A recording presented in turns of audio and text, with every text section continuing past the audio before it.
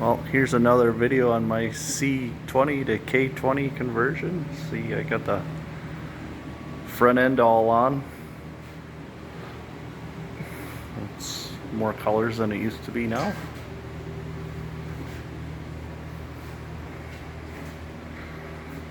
The box is just set on.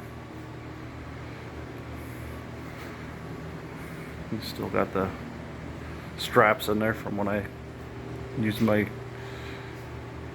engine hoist to put it on. And I haven't done the four-wheel drive spring hangers yet. I might probably do them this summer after winter's over, so I want to use the thing to plow my driveway yet.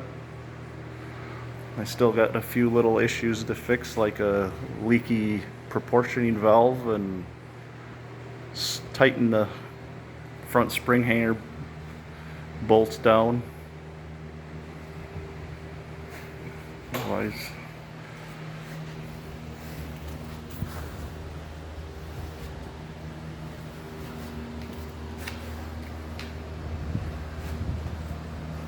discovering that the box is actually a lot rustier now than I thought it was. A bunch of extra holes in the fender well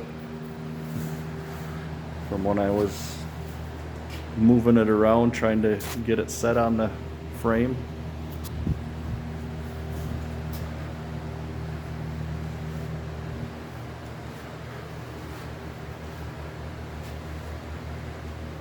I had to put new leaf springs in the front. The ones that were on the Dana 44 axle that I have were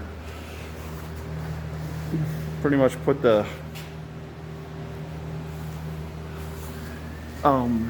differential cover area right up almost against my engine cross member. There's like 3 inches of clearance. I went with like a Husky 4-leaf setup. It was probably overkill.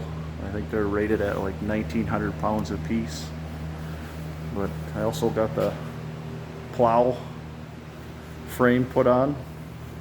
I have some new valves and coils on order. The only one that works is this one, which the wire is broke off of.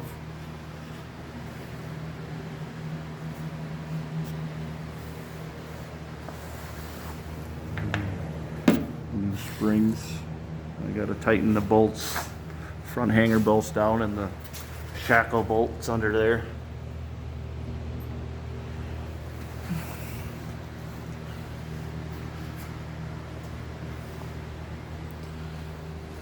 And I think this summer I'll finish this cab corner. I'll have to pull the bed back up and do this cab corner and rocker panel. This is the interior. I don't have the seat in yet, because I want to probably weld a patch over the tunnel.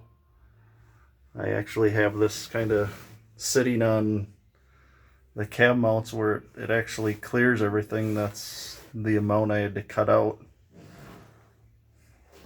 We'll see. It's got like polyurethane cab mounts, because I bought a whole kit from Summit for their energy suspension, and it came because I needed bushings for the front and rear springs and couldn't find them at a parts store, so I just ordered that complete energy suspension kit, and it came with cab mounts and all the bushings, so the cab might sit up a little higher. Gave it a little more extra clearance. I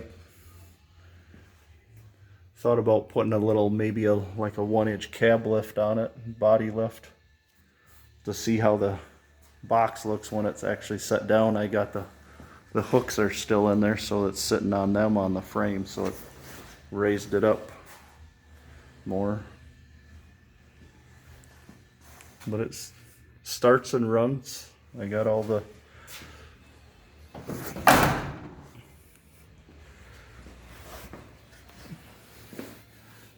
it's closed.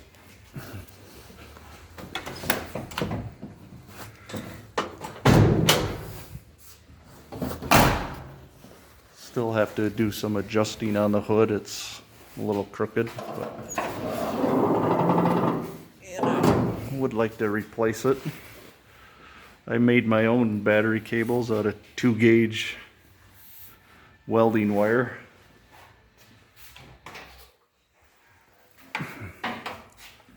Used the like marine style battery clamps.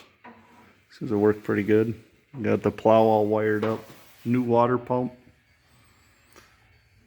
Alternator was new a few years ago and had to put a new heater core in it. Replace the hoses. Ended up putting a new starter in it.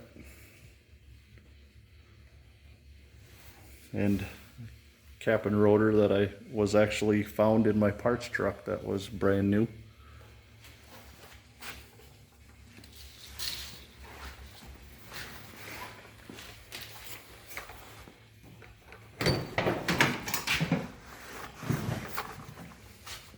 Had a bunch of holes to weld up. I put a couple of them in the front up here, I think, like this one, and there's one over there that I made when I pulled the cab off.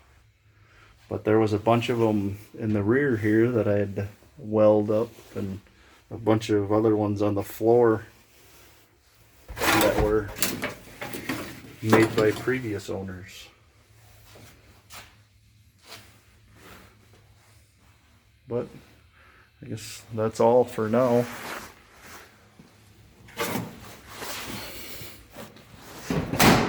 Probably have maybe another video when I get it totally done. I got new shocks and bolts coming for the rear when I do that conversion with the spring hangers. But that'll have to lift the box back up and probably drop the gas tank, and I suppose that will be at about the same time when I do the cab corner and rocker panel on the driver's side. So, and